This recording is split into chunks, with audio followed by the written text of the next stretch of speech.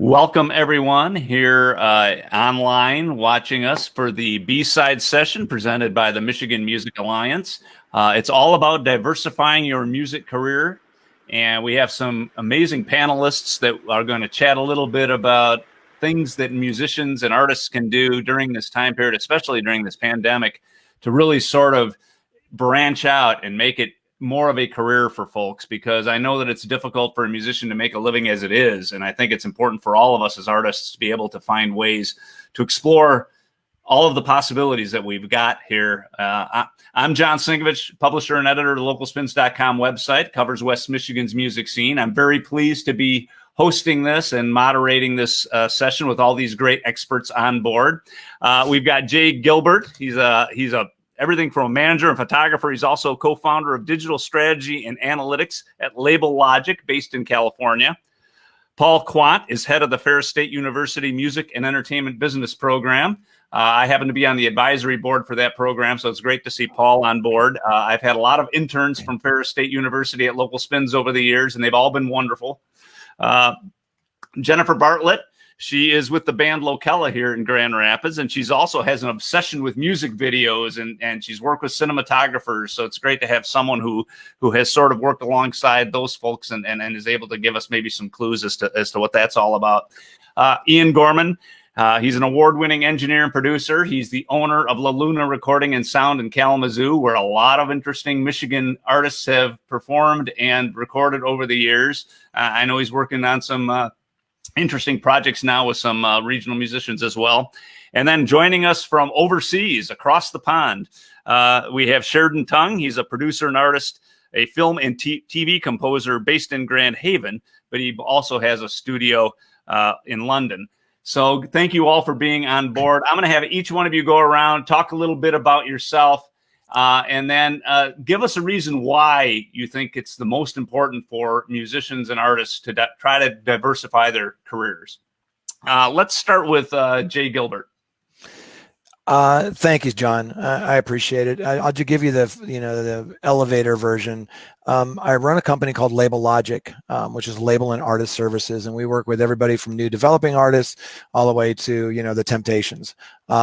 Most of our clients are artist managers, and we get involved in artist management as well. My partner and I worked for the major label ecosystem all of our career. We were both at Universal for nearly 20 years. So that's kind of what we do. And then, my weekend passion is I've got a photo studio, and I love kind of closing the doors there and, just hiding out in the photo studio. So diversification, clearly there's some obvious things, with COVID, but even without that, I think it's really important to kind of maximize every revenue stream for artists. And that can be everything from, making money from sync licensing in games and TV and film and those types of opportunities, when you're not touring. I think there's a lot of creative things you can do surrounding merch. And as we kind of get into this conversation, I'd love to talk a little bit more about some new directions that we've been going in and testing the waters in. Sounds good. Thanks, Jay. Paul Quant from Ferris State University. Well, thanks, John. And welcome, everyone. Just like to say thank you for letting me be on the panel this evening and tell you a little bit about our program. This is our 25th year. We've been around since 1995. Unfortunately, COVID has sort of like taken the celebration out of the party, but we're still here and making a great case for our students. And our students are still getting internships and doing a lot of things all over the place. We have a few of them that I spoke with last week that are in Los Angeles, California, and one at Fender Musical Instruments in Tempe, Arizona, so that's pretty cool. But the thing that we try to do with our program is really help students to diversify their career. So it was really awesome that I was invited to this, because one of the things when I took over this program, I really wanted students to have more value add to their degree. So one of the first things I did is rehaul our degree and just like totally just go over everything and take out all of the classes that were fluff and put in an area for a concentration, a certificate, or a minor for students to really sharpen their tools. And that means either in marketing, digital marketing, advertising, public relations. They can even get a psychology minor if they wanted to, sports communication. So it's really about trying to give them the biggest opportunity. And I also think that I really want our students to show their value to future internship providers and to future employers. So the more that they can actually learn about content creation, video editing, audio recording, working with artists, putting on live events, event security, using project management, a lot of skills that we teach here in our program. It goes a little bit deeper than just the music business. But the thing is, it's all about diversifying their career and helping them to be successful if the floor drops out like the pandemic did for the live music industry. Thanks, Paul. Jennifer? You're muted. There Oh, we there you go. go. Got it. I was trying to figure that out. Hi. So I'm Jen, and I sing for a band called Locella, original rock. And I also, actually what pays my bills is I'm a hair color specialist and a makeup artist, which at the beginning of the pandemic, I decided I was not going to do that anymore. And then I had a freak out moment where I decided that I needed to pay bills. So it's all over the place, but I'm also a creative writer. I'm a poet. I've been really taking an interest into directing and editing music videos. I've got a lot to learn there. And I've worked with a lot of photographers over the year doing hair and makeup, working behind the scenes, and cinematographers and videographers. And it's just kind of all over the place. I have to do something creative. And I think that's why it's really important also to diversify your music career, or any career really for that matter, especially as a writer. I think that it rounds out your expertise. It reflects different experiences. It shows different perspectives, and it helps to connect with the people that you're trying to connect with, whether it's fans, if you're a musician or a performer, or if it's your employees, if you're running a company. I've never done that, so I don't know what that's like, but yeah, that's me in a nutshell. So. Thank you. And let's hear from Ian Gorman. Well, I am an engineer and producer and musician from Kalamazoo, Michigan. I own and am head engineer of La Luna Recording here in town. I'm also an audio instructor and general. I'm so many things. I feel at home in this diversification discussion because I never planned any of this. I started out as a guitar player and bassist. And, to me, that's why it's so important to think about diversification with your career, even apart and from before COVID. The music business is a messy, unconventional business. And there's not a whole lot of very clear, stable career tracks. People end up in totally different places than they planned on, and skills that you never even thought you needed end up making the difference in your career. Almost everybody I know is piecing this together, and they're freestyling it from different directions, and from one gig here, one gig there, one band here, one band there, pulling it all together. And the more skills you have in your toolbox, the more adaptable you're going to be when those situations open up opportunities for you.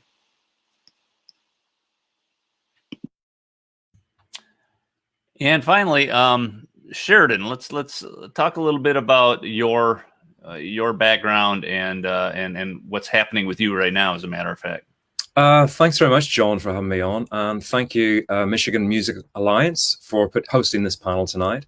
What Ian actually said was actually key to the way I started off. Diversification was a major part of my career. So I did, currently now I'm a film and TV composer. I've just finished a series for National Geographic. Currently, about to start a series for AMC. I've done quite a lot for the BBC, ITV, UK, Stephen Hawking series, things like that. And I also go out as an artist called Innes. And I put my second album out just last week. But in my 20s, I did a music and sound recording degree. But right after that, I worked in studios in London, as a freelancer, basically as a T-boy to start with. And I did keyboard sessions, and I did string arranging, I did sax sessions. And diversifying, even at that stage, enabled me to earn a living, but doing music and kind of furthering my knowledge. And building quite a solid foundation, even though I was just at the lowest rung of the ladder, if you like, the lowest step. I was just gaining a lot of knowledge in the music industry. Then I worked in commercials in London for 5 years. Again, I slowly moved up, and I was a composer for a company writing music for worldwide commercials, and then got a break working in television and documentaries, and then had another break moving into drama. And again, those were just from connections that I could never have guessed that came from the pop industry, but kind of brought me into the TV composing world. So diversification is totally key.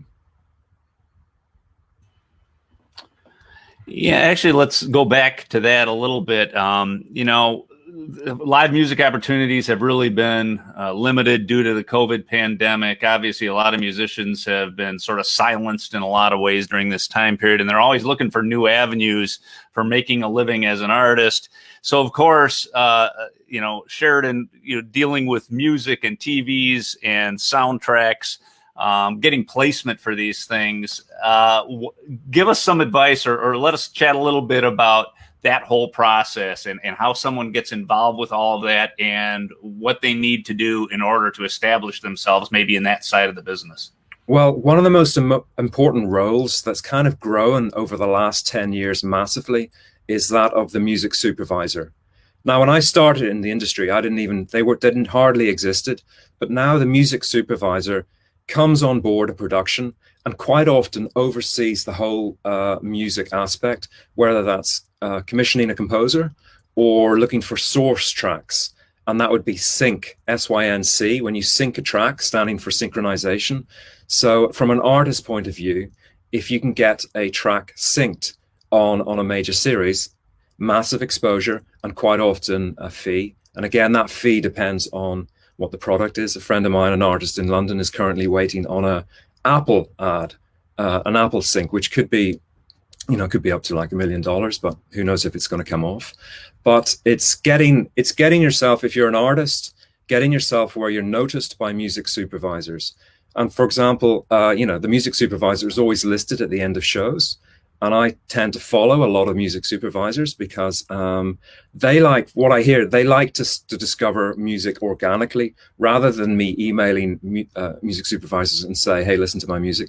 They like to come across you. So I kind of put my music out and hope they're going to pick it up. But I'm also ready to go with instrumental versions, alternative mixes. So if I get a call from HBO tomorrow about a track that just came out last week, I can send this music supervisor all the mixes and I'm prepared, and they'll see, hopefully, that I'm a professional and ready to go, and they can use my track quite easily. So it's kind of making it, from an artist point of view, making it as simple as possible for a music supervisor to find your music and to hopefully get it synced somewhere. I think I may have temporarily lost my audio here, so I'll let Ian and other folks pitch in here for a second while I get things figured out. But I think Ian probably has a few things he could say along those lines too. Well, I'm curious about asking Sheridan. I see a lot of artists in the studio hope to get sync and try to prepare themselves for that. What about, in addition to preparing yourself with instrumental mixes and that sort of thing, preparing yourself with, a ASCAP or performing rights organization or that sort of thing? Are there pieces there that they need to put in place before they seek that? Yeah, I mean, it's best to really have those things in place because then you've got the backing. Everything's official. The tracks have been registered. A production company, they're going to get very nervous if they start talking about songs that haven't been officially registered with ASCAP or BMI. So everything kind of has to be in order. And if you've got a publisher on board as well, of course, that helps. Even better if you've got an agent, because if you've got an agent, then an agent can do the negotiation.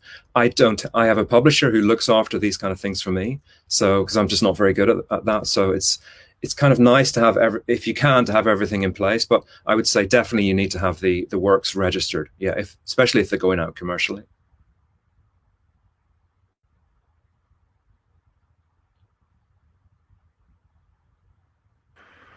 John, you back? We've lost John.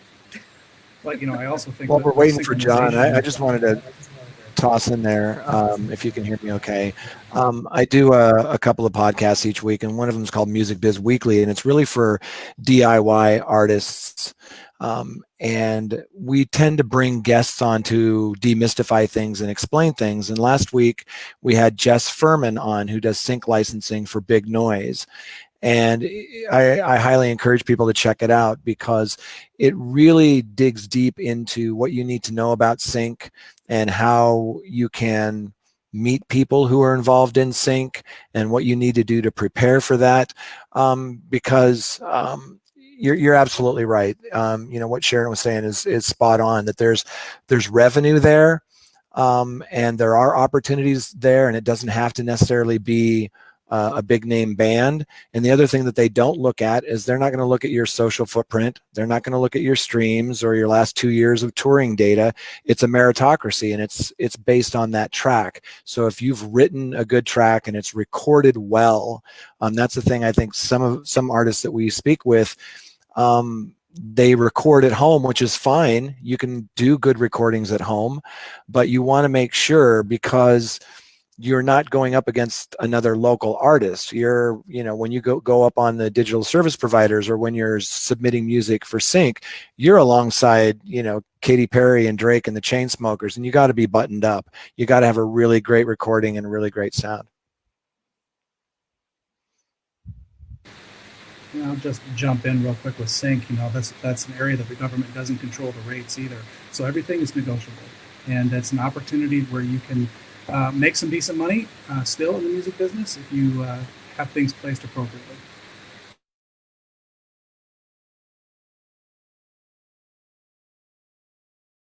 Well, I think so. I think a lot of musicians out there are going to want to know, okay, what do we do? Maybe in a more maybe easier fashion to be able to make money and increase our revenue stream now. And people talk about streaming and the live streaming and online tip jars and that kind of thing. But are there new skills that they should be learning in order to improve that possibility now? Because clearly this is probably going to last for a while.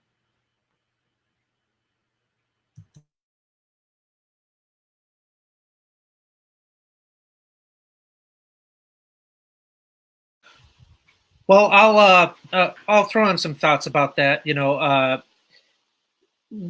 Performing through technology is a different experience than performing on stage. I mean, even though on stage you have PA gear and that kind of thing, recording gear is different. Cameras are different. Performing for a camera versus a room full of people is a totally different experience. And the thing that I urge artists to do is to just dive in and start working on it. 'Cause it's not going to be something that everybody's going to be good at automatically. It's different skills, much like being a performing musician in the studio is its own skill versus live, and takes some adapting to. So the more you can get comfortable with not just the technology, because of course that is what your whole performance is being filtered through, make sure that you understand the audio and video technology and make the most out of that, get some decent equipment, make sure you sound and look good, but also as a performer, just getting comfortable connecting with an audience through a lens instead of through a room and that sort of thing, which is its own performing skill, of course. But the charisma and the intimacy and that sort of thing is something that can really come through once you get comfortable with it, if you're skilled with it.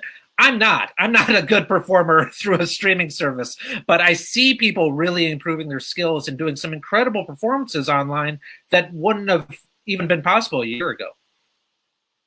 Yeah, I just like to add to what Ian's saying. I think is really important when you're talking about diversification, and that is education. This last week, I had a couple of 2-hour Zoom classes where I work with UCLA and USC music business programs. I think I learned more from those kids than they learned from me. But what I love about it is that they're learning new things, they're trying new things, and during this pandemic, they can sharpen their skills with their craft, whether they're a songwriter, a poet, their instrument.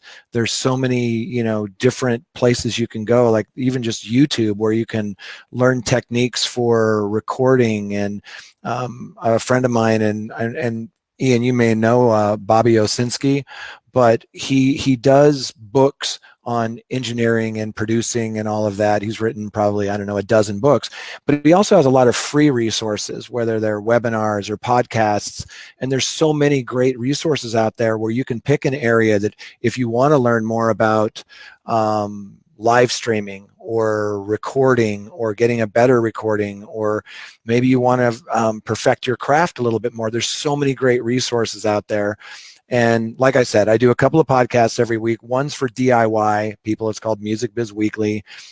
That is, if you're starting out and you want to learn the ropes, you don't have to watch that podcast, but there are lots like that. And then the other thing I would mention is I do, a couple of things, Paul mentioned before we started here, Your Morning Coffee. I do a weekly newsletter called Your Morning Coffee, which takes a look at the new music business. So if you want to educate yourself on, what's going on today with streaming or the Music Modernization Act or venues closing or whatever it is, Save Our Stages, I highly encourage you to check out Your Morning Coffee. There's also a podcast version of it. It's all free. But again, it just comes back to that central point where now is a really good time for you to, sharpen your skills, learn new things, use the time wisely. Yeah, Jay, you just kind of reminded me of something. So when I first start a class at the beginning of the school year, one of the things that I will do is actually set down the paper syllabus copy and any course information up front on a desk. And I will just sort of stand by and watch the students. And as they all come in, they sort of look at me and they make their way to their seats and they sit. And I said, okay, there's a problem already. I said, I've provided information here and none of you have come up to take it. I'm inviting you to come take this information. So there has to be discipline, there has to be initiative in order to take that education and move it somewhat forward. I mean, we are inundated with so many great resources that are out there and free for us to sharpen our tools. This is an incredible time to be alive. I think the problem is that you have to have that determination, that grit, that resilience, that I'm going to learn, I'm going to do everything I possibly can. We talked a little bit about, some of the musicians early on in the pandemic, sort of losing their light and their creativity, their muse, and fighting through that depression, that whole realization phase of this industry crumbling for live events, and then maybe finding their spark again and becoming back and energized into the music and learning new things. And we have to bounce back. And I just think that there's a difference between just providing education and actually students actually engage with it. So that's what we really try to do, is get your hands on it. There's a lot of resources that are out there, but please just educate yourself, because you're only doing yourself a favor and the business in the long run.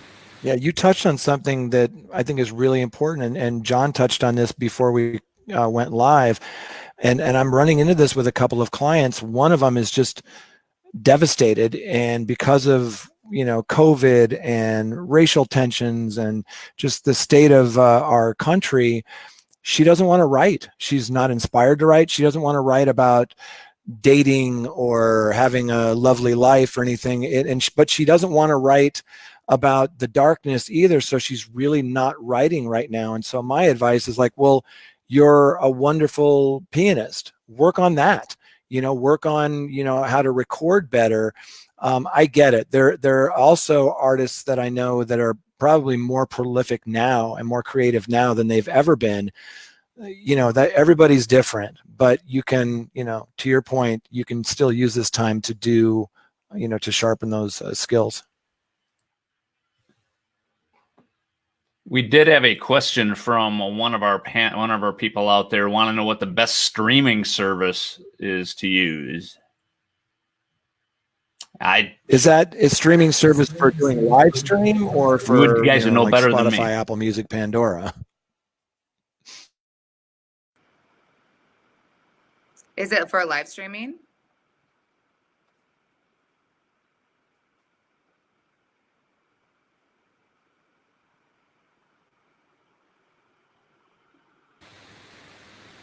I've enjoyed YouTube recently. I know the Save Our Stages just did an event that was really, really good over the weekend, and I didn't really run into many technical glitches with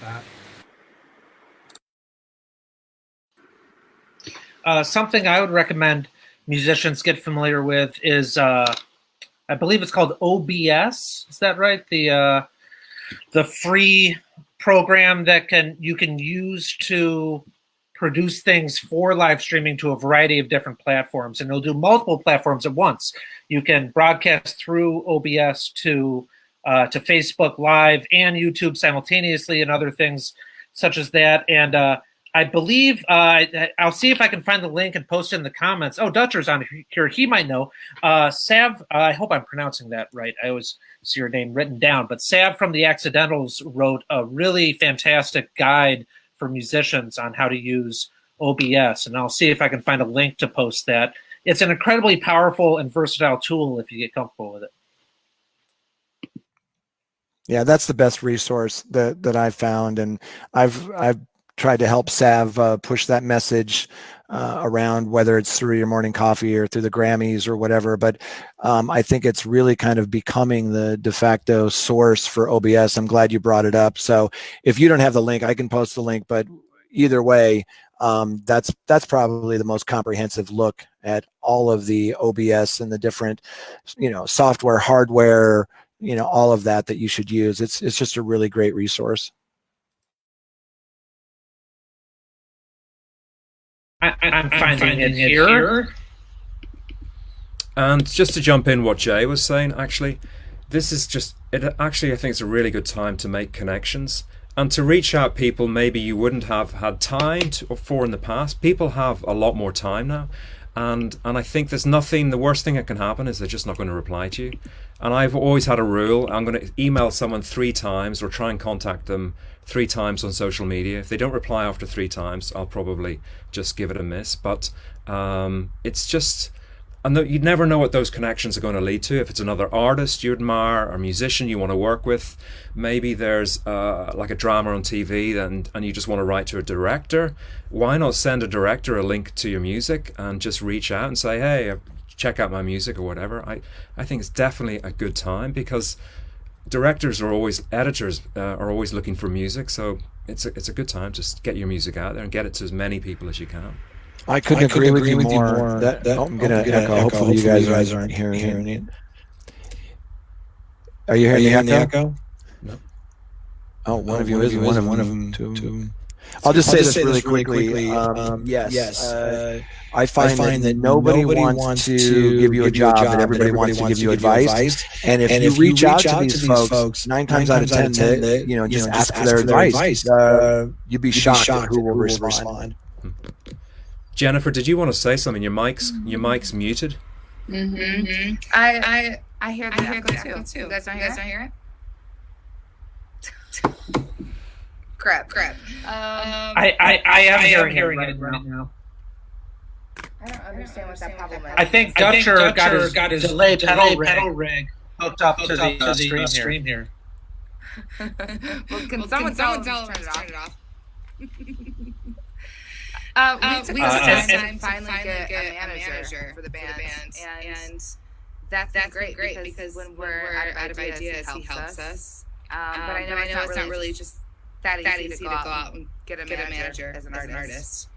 But like you said, making those connections, even if you don't know what you're doing, like most of us do. I think it's really important at the time.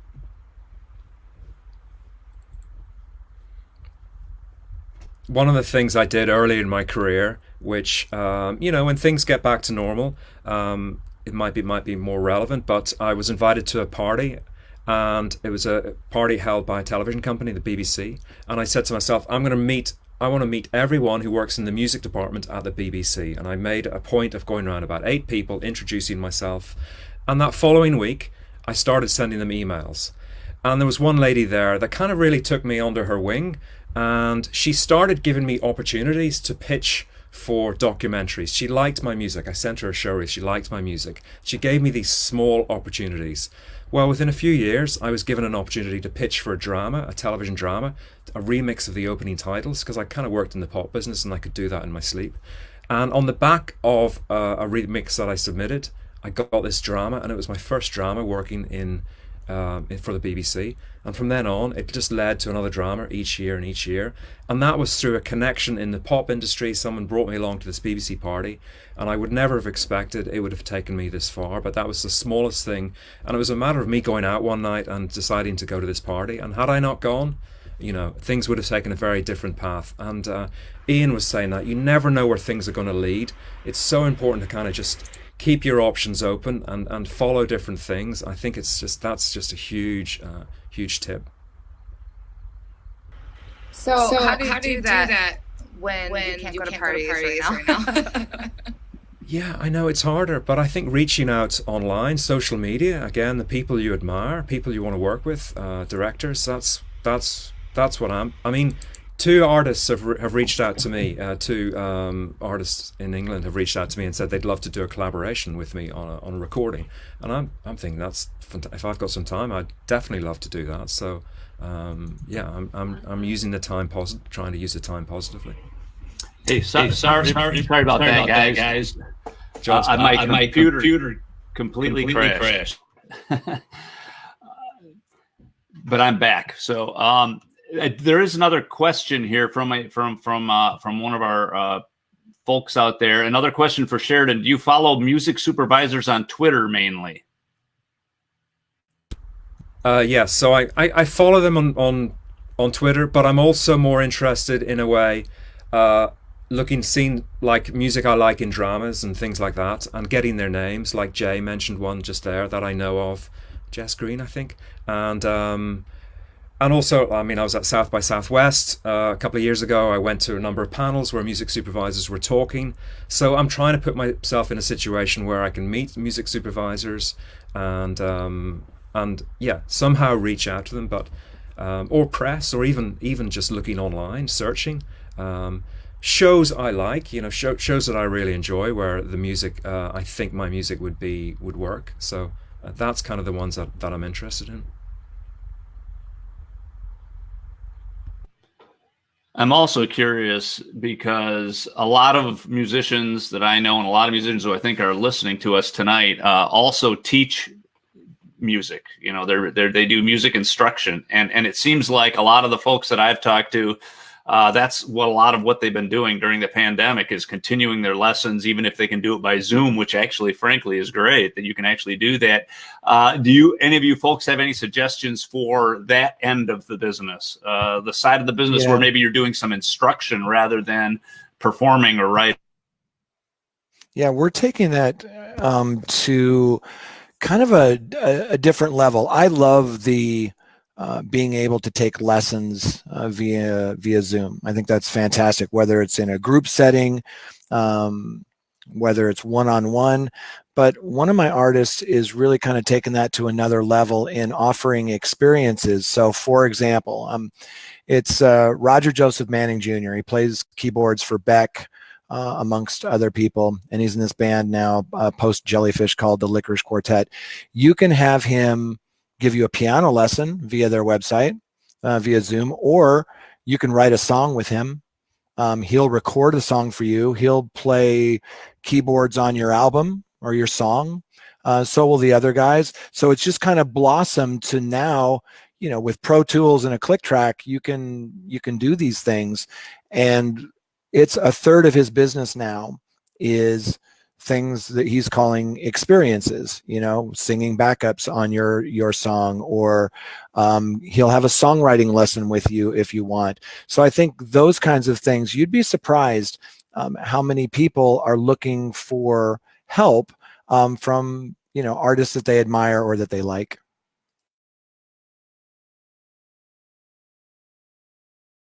Yeah, and Jay, you mentioned the uniqueness of that. So being unique and having that experience that's individual to that person, you can't put a price on that. And that's always going to be there.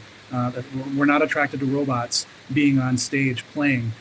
Even if they play everything perfect, we're still going to want to have that human component that we're all drawn to. So it's great to have those unique experiences that artists, you know, really great guitar players are offering private lessons with some of the session cats out of Nashville that have been great. So, I mean, it's incredible time, again, to be alive. Yeah. Speaking to that, Go ahead. As an artist who can't perform, I've been taking the time to reach out to the people that follow us online with writing and being extra maybe vulnerable and opening myself up to people, because you're right, no one wants to see an artist, or I'm sorry, a robot. And so having that human component that you can access online now, without, you know, when someone's on stage or on screen, you really don't have access to them, even if it feels like you do. But online, it's totally different. And you can reach out to anyone at that point. And so I've been getting closer to people that follow us, and that's been helpful, I think, at least for me. I don't know, maybe the fans too, but we've been selling merch because of it. So that's something. Yeah. We did a thing with one of our artists is really big in Japan. And I know that sounds cliche, but they really have a large following in Japan. And these days with some of the analytics with, you know, Spotify for artists, Apple Music for artists, Amazon Music, you can kind of get a sense of maybe some areas that you wouldn't have been able to maybe tour in, but you've got a substantial base in. Anyway, this artist worked with a local Japanese promoter, and they're just doing these kind of Ask Me Anything Zoom meetings. And he's making $4,000 a pop. He gets like 20 people in Japan in a room. He only plays one song, but it's really each person gets a couple of minutes to kind of ask questions. And then everybody else in the room gets to hear that behind the scenes stuff. Hey, how did you record that one song? Wasn't it great, you know, working with that artist? And then at the very end, he plays a song for them. It's not going to work for every artist, but those are the types of things. You may have a base in a certain territory that you could do some of these things with, and you know, maybe it's even locally, but it's just basically thinking outside of what we normally do and looking for those opportunities. And the last thing I'll say is it's really testing things, you know, try some of these different things and see what works for you. Yeah, it's interesting because I think a lot of the musicians that I know who are able to do this for a living and do it successfully are hired guns in a sense. They play for a lot of other bands. They might, you know, you might not want to be in a cover band, but on the other hand, it can pay your bills.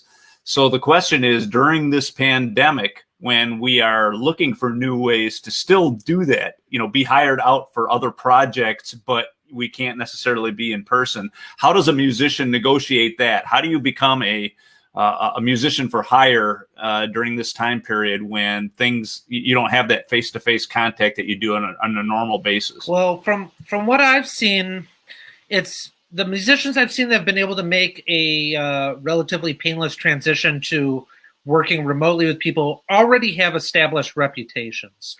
I can't imagine how difficult it must be if you don't already have that to try to make that just virtually online now. You know, but a lot of musicians that I see do studio work now are also offering the ability to do their tracks remotely or offering lessons and that sort of thing.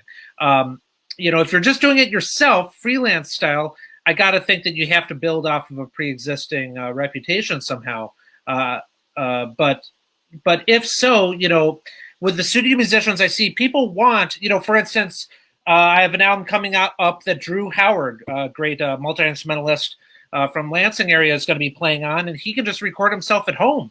And so not only is that a bonus in the way of travel and scheduling and all of that, but everybody in my world in the studio is also being super COVID conscious now, not just out of necessity, but out of love and respect for each other and that kind of thing, kind of working together as a team to say, hey, if we got 5 people coming in this day, if someone can work remotely, that's only 4 people, a little better distancing. You know, everybody's being mindful of that all the time for themselves, of course, and not wanting to travel when you don't have to, but also just thinking about the big picture and the way to do these collaborative projects together in those ways.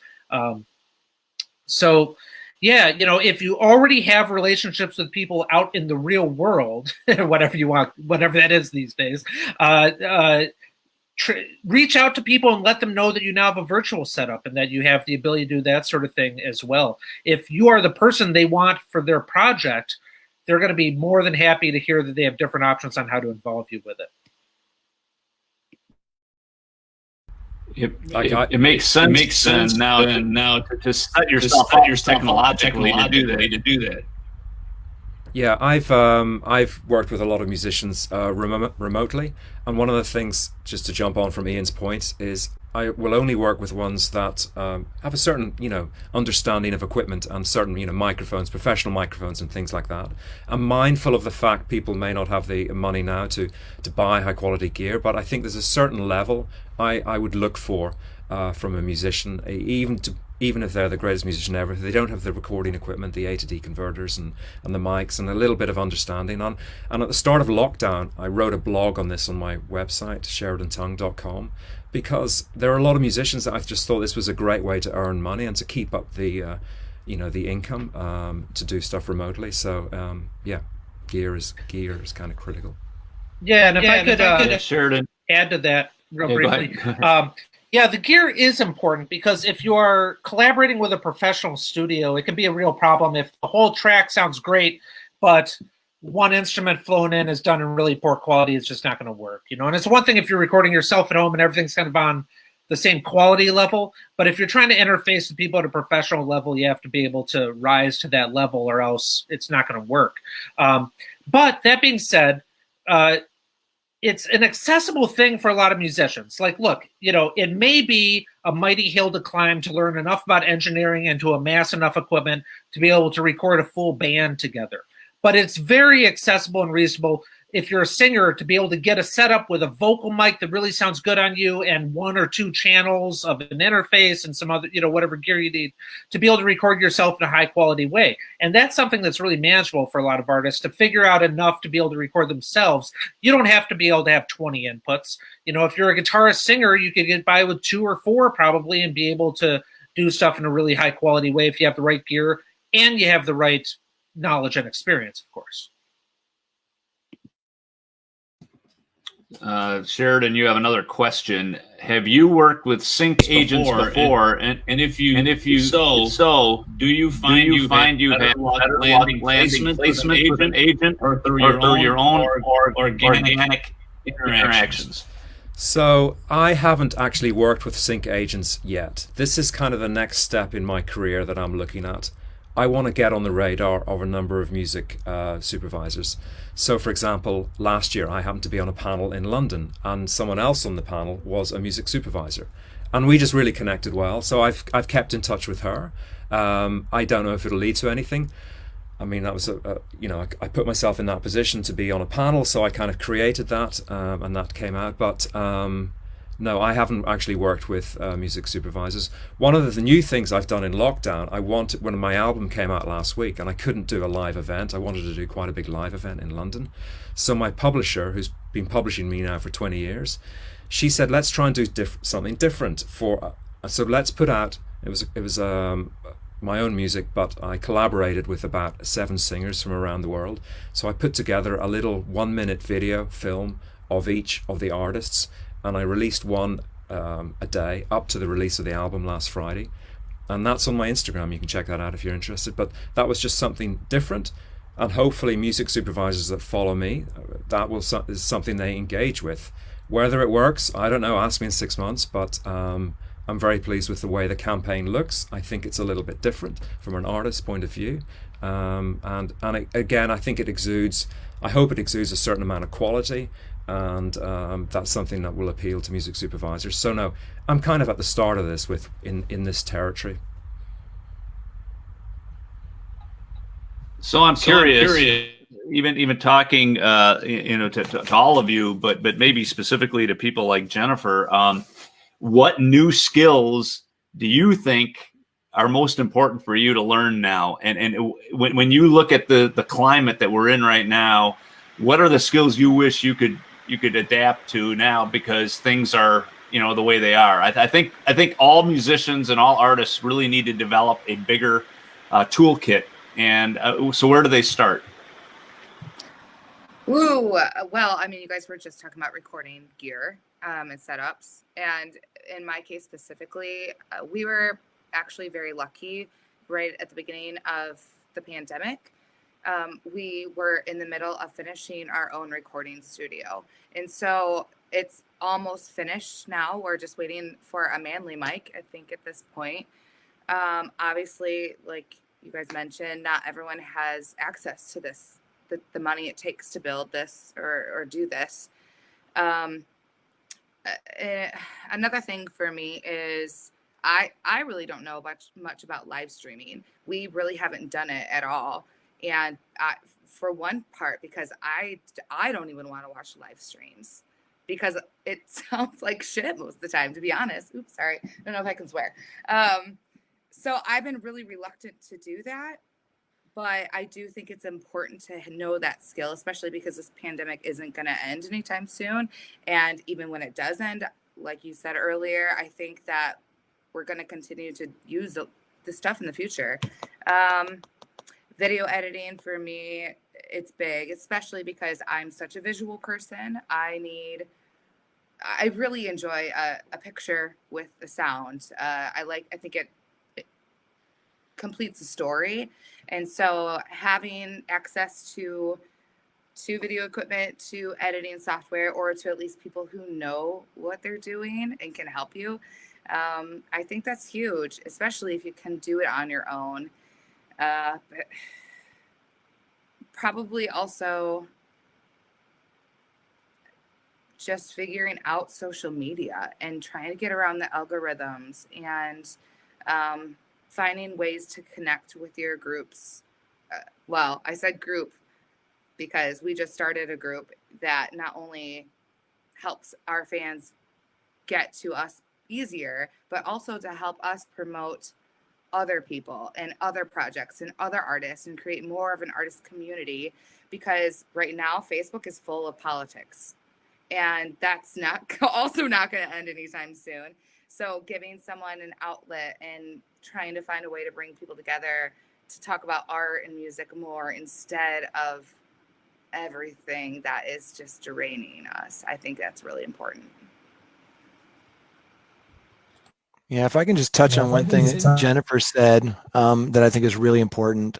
A lot of times it comes down to collaboration, and there are a lot of bands that do it well. I'm sure a lot of us here are Accidentals fans, and they certainly do collaboration really well. They share the stage with other people. They're doing live streams with other artists, and which is really compelling. I have another artist named Emma Charles who developed this thing called X Sessions, which are just videos that she does with a local Los Angeles singer-songwriter in a pre-COVID world, where they'll come in and do a song together.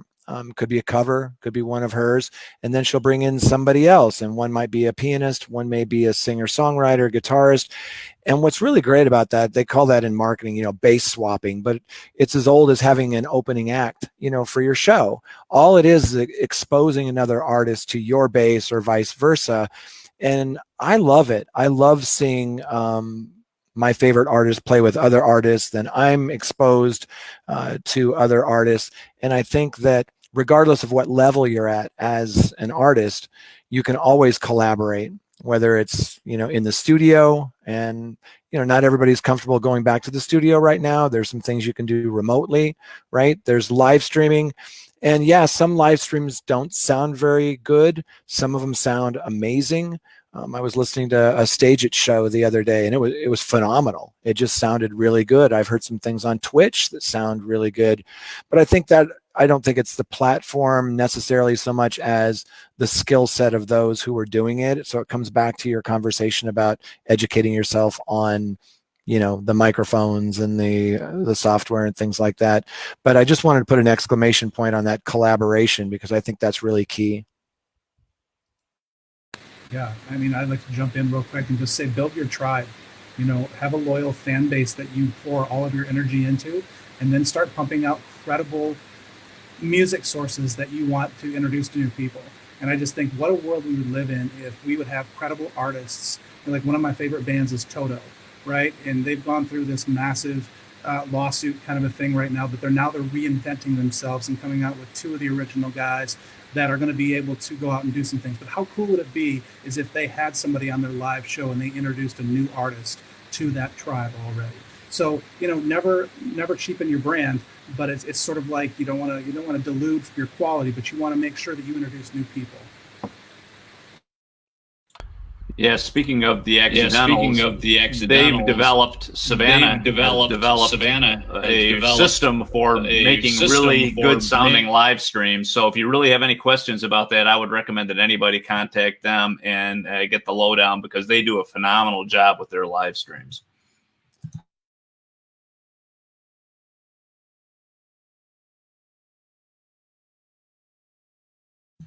So we were talking about social John, I media. think while you were...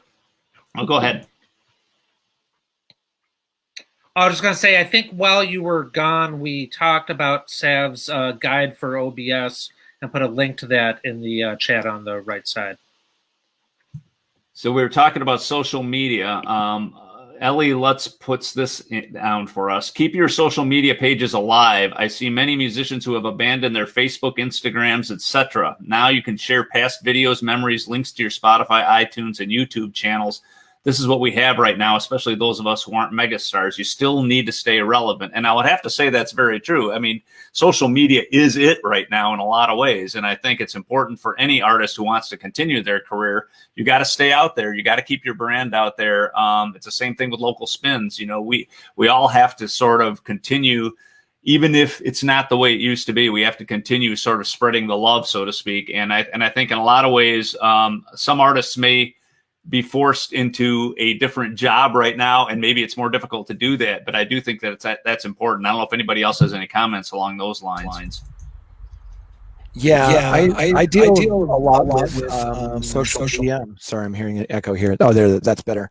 The thing about social media, when you deal with people, you know, like WMA out of Nashville or Blue Biscuit out of Los Angeles, you deal with people who do that for a living. They'll tell you the mistakes that artists make with social media is you go to their page and it's buy my album, see my show, buy my album, see my show. And they'll tell you that it should be more of a communication, a dialogue. And how you kind of trigger those algorithms is somebody comments on your page, and then you respond to that comment and somebody else responds. Now you've got a dialogue, a conversation going, and then that feeds it out to more and more people because they want more and more engagement. And when I talk about engagement, it's not necessarily a like, it's really more of a comment, a video view, a forward. So getting that kind of engagement, they tend to think of it as like this 80-20 rule, that 80% of your posts should be about who you are and that dialogue that you have going, and not commerce.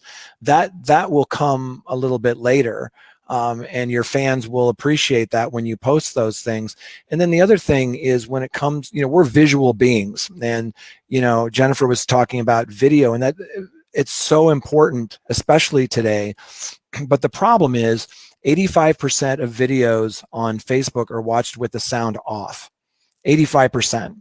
So how do you engage people when they're flipping through their feed? You only have a few seconds in order to do that. And that's why you're seeing a lot of these like 15-second videos that are, you know, in Instagram stories that drive people to Spotify or to YouTube or some other place. Unfortunately, people don't have the attention span that maybe they did before. And so you need to create assets that take advantage of that. So, you know, people are busy, they're flying through their feed. Maybe you have a quick, short little teaser video that, you know, gets right to the point and then has a call to action. Like, if you want to see more, check out my YouTube channel, you know, follow me on Spotify, those types of things. So think of the medium that people are using and try to use that to your advantage. But just to put an exclamation point on that, put yourself in the recipient's shoes. You don't want to be barked at like, buy my album, see my show. You want someone to say, you know what, hey, I like this hair and makeup. You know, what do you think of that? I'm thinking of doing a live stream. What do you think the set list should be? And then get into that dialogue with people. And I think that's where you win. Yeah. So also on that, in our group, I try to do this every Monday. I miss them, but I try to open it up in our group and say, okay, this comment section is all yours. Tell us what you're doing. Promote yourself. Tell us what you're listening to. Tell us what you're loving, and trying to get not just them to interact with us, but for everyone to interact with each other. And I want to say that it's really working. People are, I think, really loving that. even if we don't get through all the comments all the time. And then on Wednesdays, that's when we feature another artist. And that's been really helpful. I think a lot of people have been loving that too. If we try to do it on our Facebook page, it's like crickets. So a little secret that maybe my band members don't want me to tell everyone is that we get on our personal pages and just interact with each other on the comment section of our own band's post. And even if it's just us, it cycles through the algorithm a lot faster, and we're just making dumb, stupid remarks, you know? But if anything, it's fun. And so I think that comes across to the people who follow us. I think that's really smart. I think that's really good advice.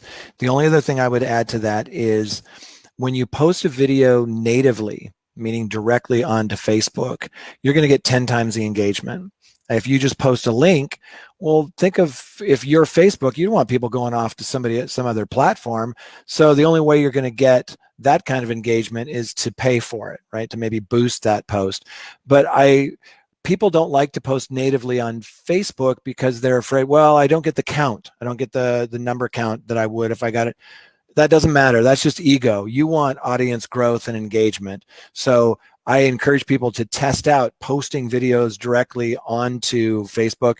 And again, it doesn't have to be the full video. It can be something that drives somewhere else. But Jennifer, I love that idea that you're talking about, that kind of engagement, because you're right. It triggers the algorithm a little bit there.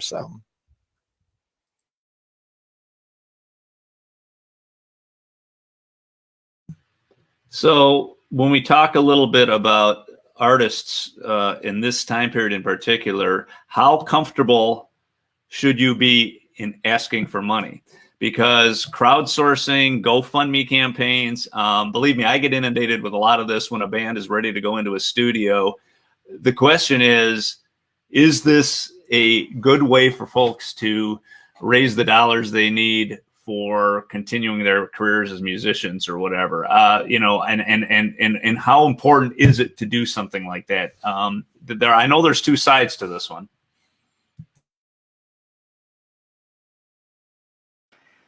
I guess I'll start. So in my old band, we did a GoFundMe, I think it was, in 2013 before we went into a studio, and it was pretty successful, but I don't think I would ever do it again. Now, I'm biased because I hate asking for money. I've been told that I need to demand money and not ask for it. But you have to value yourself in whatever it is that you're doing, or no one is going to value you, right? Putting that into practice is a lot more difficult. I think crowdfunding is it's a toss-up because everyone is doing them right now, whether it's for bands trying to raise money or for people with health issues, which if I see a friend who is having a health problem and they need to pay a bill, they're going to get my money before an artist will, unfortunately. But that's kind of what it is right now. I don't know. I don't think I have anything else to say about that. What do you think about Patreon, Jennifer? Have you ever used it? I've not used it. I've been told to use it, but it just seems like such a large task where I feel like these days Twitch might be a better realm.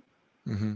And I don't know much about Twitch, but I have a lot of friends who, so our last producer for the last couple of albums that we recorded with, he's pretty much done recording bands, and now he literally just plays video games for a living and has been making money off of it because he's got a personality. I'm pretty sure if he's listening, correct me if I'm wrong, Rick, but I don't know anything about Patreon.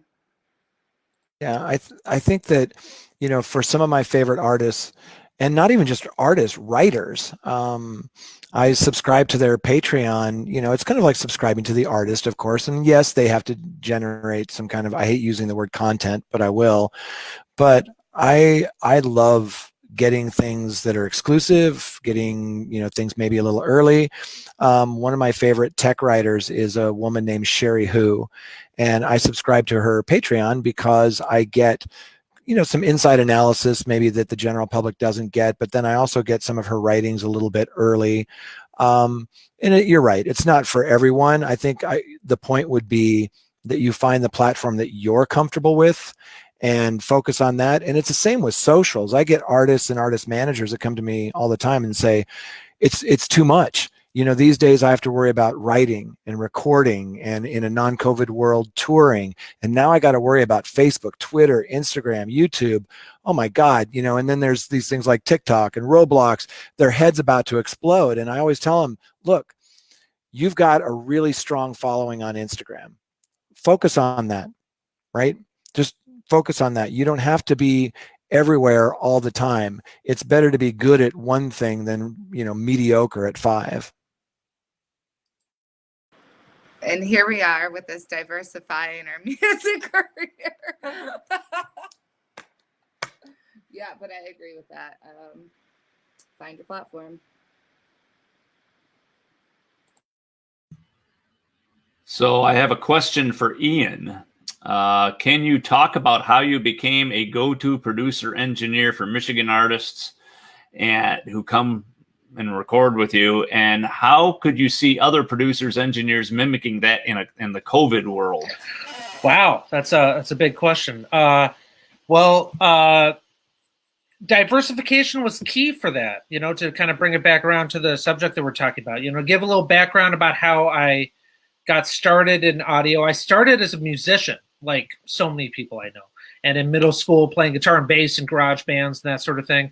And, I was always the guy at the cassette 4-track, and I was always the guy that was recording the bands and also the one motivated to make the flyers and drop off the really crappy looking cassette at the local radio station and all that stuff. And I was just always that guy that was highly motivated to do the stuff outside of just playing the music. And then in college, I started taking audio classes originally just to empower myself more in the studio as an artist. I wasn't really thinking of becoming an engineer. It was because I wanted to learn about the tools more and be able to do a better job of communicating with other engineers and getting more of what I wanted. But very quickly, I got completely obsessed with engineering and realized that I loved being on the other side of the glass as much or even more as playing music. And so then I just got obsessed with it and started hanging out at the studio all the time, the studio at Western Michigan University. And, if I had a half an hour between classes, I was stopping by, hey, you need the trash taken out? You need cable wrapped up? And next thing you know, I was starting to engineer bands there and work around town. And in doing that, I started to also intern at other studios. And a real common path for recording engineers is to intern at other studios. It's almost always a free internship when you're starting. And really what it is it's on-the-job training. You get to sit in, you be the helpful person, wrapping up the cables and making the coffee and taking the food orders, and you get to observe the way people do it. And the longer you're around, the more you kind of, hey, why don't you go place this microphone for me? Hey, I need to step out for a second. Can you punch in this vocal? It starts working like that. So being around studios and volunteering your time in exchange for not just education, but for all the connections that brings. People want to work with people that they know. Like bands aren't for the most part, they aren't Googling Kalamazoo recording studio. I mean, we get that once in a while, but most serious bands or anybody with any experience isn't doing that. They have the pick of any recording studio or recording engineer they like. They're listening to records. They're seeing what records they love the sound of. And more importantly, they're hearing word of mouth. They're hearing people talk about, oh, we had a great time at this studio working with this engineer. Or you're the assistant on a session that they're in, and you got a great vibe and are really helpful, and they really like working with you. And there's a day that the engineer can't make, and well, hey, maybe the person that was assisting can help. So just being there. I don't mean to get too long-winded about this, but to throw in a couple more things to think about. A lot of it also came from the diversification factor. The whole career existed because of that, because I wasn't planning on it. It was originally a skill I was trying to foster for something else. But I also did live sound a lot, which I know doesn't help right now with COVID. But that brought a whole world of connections and interactions with people and experience. I also looked at different ways to do engineering besides just sitting in a recording studio. I got equipment together that was remote and portable, and I would go and record bands in their own environments. We'd go to someone's house and make a record there. We'd rent a cabin up north or whatever. Just finding different ways to be around music and to work with people and get your work out into the world. It's all about word of mouth. It's all about who you've worked with that you like working with. So you just got to start getting it out there. How to do that during COVID? I don't know, man. That's a lot more challenging, but studios are still around. They still need someone to help set up for the sessions and take out the trash. And maybe there is opportunities there that I haven't even thought of. Maybe you put your creative mind towards how can I help artists in this crazy circumstance we're in? Is there a way that I can maybe I can help engineer their live streams, or maybe help educate, or maybe find ways that thus that have been doing it for decades isn't even on our radar. See what you can do to just work with people any way that means. And if you get your name around good stuff, it's going to flow from there. Yeah, I think if there's any lesson to be learned from this and in talking to all of you is that a couple of words are really important: versatility and networking. And I tell young artists that have come to me, how do I get into the music scene? Well, guess what? You've got to go out there and meet the other musicians. You've got to be there. You've got to get out there and make sure that you know who the other players are in the area and collaborate with them and find ways to sit down. Obviously, at COVID, it's not the same doing open mics, but I used to encourage all these folks to go to open mics, just at least get to know who some of these other musicians are, because that's the only way you're going to find your spot in the music scene. And versatility, be willing to play with other bands and be willing to explore and collaborate and find your niche, because every time you meet up with someone else, that's a step in the right direction. So I really appreciate all of you taking the time tonight for this, but I want each one of you to give me some final thoughts when you look back at maybe some of the things we talked about tonight. And in terms of what good advice you might have for other musicians and other artists in the industry out there. Let's just go around and have each one of you give us some parting thoughts.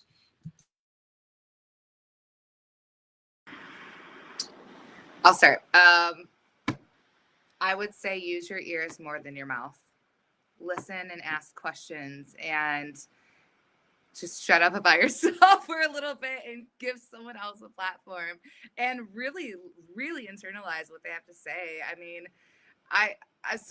personally, I feel like, well, I know I have the least amount of experience on this panel right now.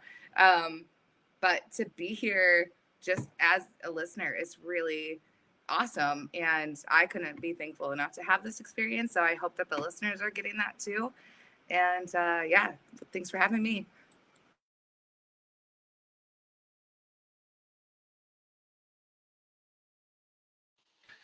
I guess I would say to just be open to possibilities and things you hadn't planned on. Be flexible and be willing to pay attention to what is working for you and what isn't. And that doesn't mean don't have headstrong motivation to push your way towards your dreams and what you want to do, but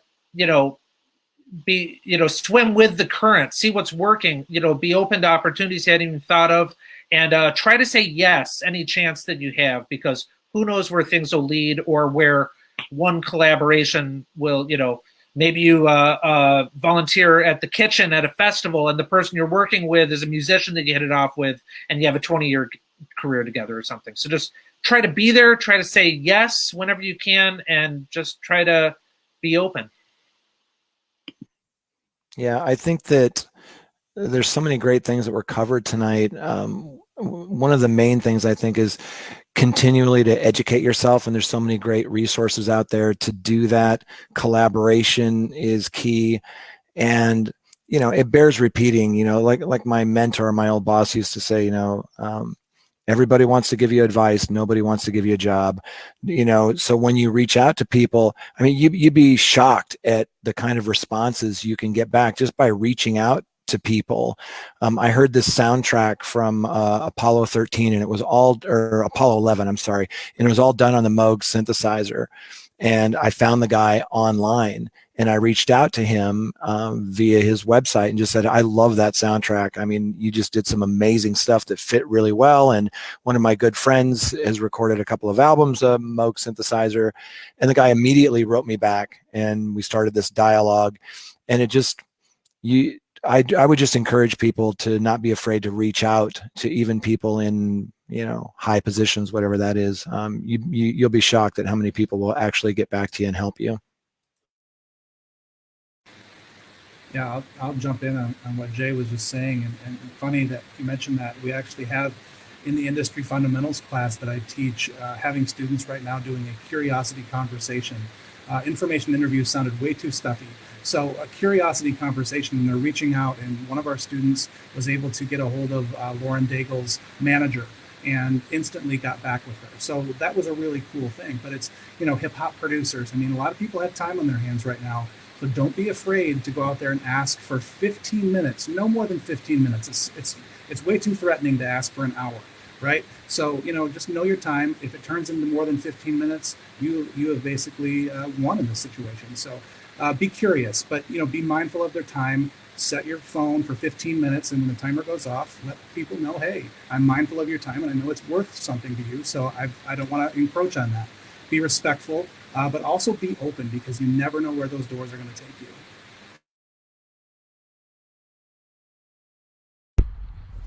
I think there's been just a ton of really good advice this evening.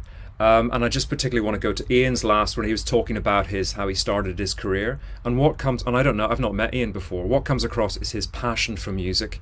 He just wants to create good quality music and be around musicians. And I think I want to work in his studio. I want to go there and record in some state and actually do something with him, because he's just got so much passion. And I think if you're an artist and you have that passion within you, it will come across. You just have to get it out to people and somehow make these connections. One of the things I did for my first 15 years, I couldn't have bought any of you a coffee. I had no money. I really struggled for about 10 or 15 years. But I had a notebook every day, and I'd have a few things I'd try and tick off. It might be try and contact 2 people.